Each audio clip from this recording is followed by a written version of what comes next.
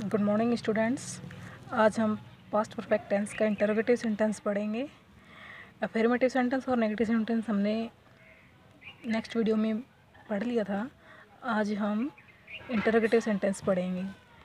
तो मैंने interrogative sentence का फर्स्ट रूल लिखा है, इस प्रकार के हिंदी वाक्य क्या से आरंभ होते हैं।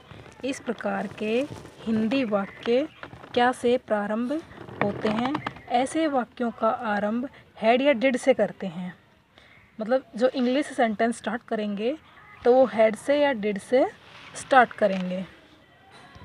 यदि वाक्य में बिफोर का प्रयोग है तो वाक्य के आरंभ में हैड लगाते हैं, और यदि वाक्य में आफ्टर का प्रयोग है तो वाक्य के आरंभ में डिड लगाते हैं। ये बात आपको ध्यान रखनी है कि यदि वाक्य में बिफोर आया हुआ है, पहले आया हुआ है, तो उसकी शुरुआत हम हेड से करेंगे, और वाक्य में बाद में आया हुआ है तो उसकी शुरुआत हम आफ्टर से करेंगे।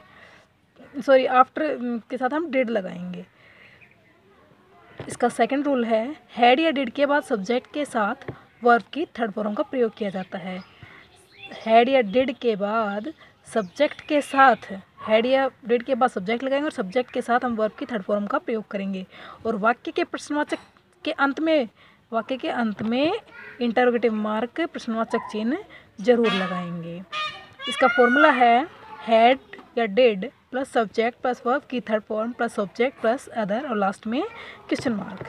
अब मैंने एग्जाम्पल लिखा है, क्या वर्षा आरंभ होने से पहले तुम काम समाप्त कर चुके थे। क्या वर्षा आरंभ होने से पहले तुम काम समाप्त कर चुके थे। तो पहले यानी कि बिफोर का प्रयोग हुआ है, तो हम बिफोर के साथ, जैसे कि मैंने ऊपर बताया था कि हैड लगाएंगे, तो हम इस सेंटेंस को हैड से स्टार्ट करेंगे।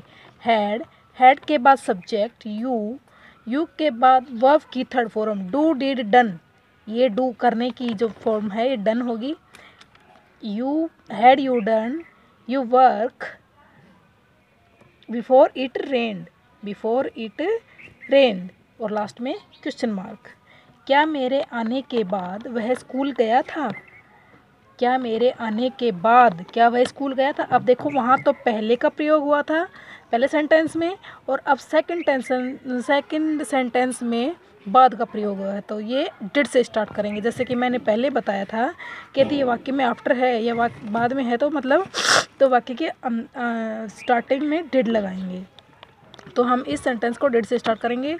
Did he go to school after I had come, और लास्ट में क्वेश्चन मार्क।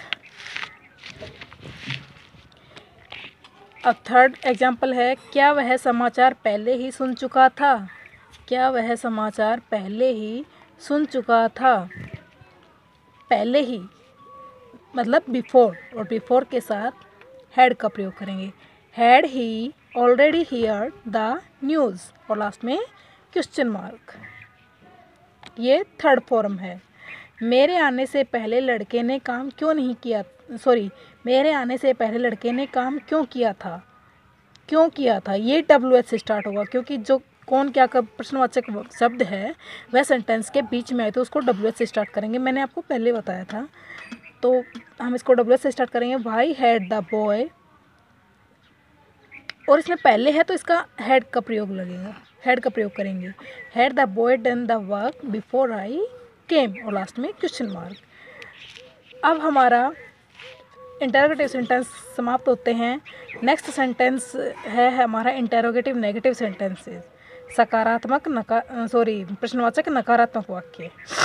इसका फर्स्ट रूल लिखा है मैंने, इस प्रकार के वाक्यों में भी वाक्य के आरंभ में नियम अनुसार हैड या डिड का प्रयोग होता है। जैसे कि मैंने पहले इंटरोगेटिव सेंटेंस में बताया था हैड या डिड का प्रयोग कैसे होता है, उसी प्रकार इसमें भी वही होगा, तथा सब्जेक्ट के साथ नोट तथा वर्ब की थर्ड फॉर्म का प्रयोग होगा।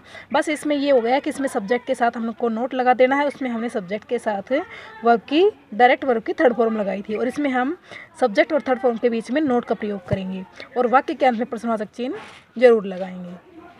इसका फॉर्मूला है हैड या did plus subject plus not verb की third form of verb plus object plus other, last में क्वेश्चन मार्क। अब हम इसके एग्जांपल्स देख लेते हैं। इसका एग्जांपल है, फर्स्ट एग्जांपल मैंने लिखा है, क्या वर्षा आरंभ होने से पहले तुम काम समाप्त नहीं कर चुके थे। मतलब पहले, तो हम इसको हैड से स्टार्ट करेंगे। और सब्जेक्ट के बाद मैंने नोट बताया था, क्या वर्षा आरंभ होने से पहले तुम काम समाप्त नहीं कर चुके थे? तो had you not done verb की third form your work before it rained, और लास्ट में क्वेश्चन मार्क। क्या गाड़ी आने से पहले तुम स्टेशन नहीं पहुंच चुके थे? Had you note reached, had आने से पहले, तो उसको पहले का प्रयोग हुआ है तो हैड लगाएंगे, और हैड के साथ सब्जेक्ट, सब्जेक्ट के साथ नोट और वर्ब की थर्ड फॉर्म। ये आपको कंपलसरी याद रखनी ही पड़ेगी। Had you note reach the station before the train reach the station, और लास्ट में क्वेश्चन मार्क। क्या मेरे आने के बाद वह स्कूल नहीं गया था? क्या मेरे आने के बाद वह स्कूल नहीं गया था? डिड बाद में प्रयोग हुआ है तो हम इसको डिड से स्टार्ट करेंगे। Did he not go to school after I had come, और लास्ट में क्वेश्चन मार्क।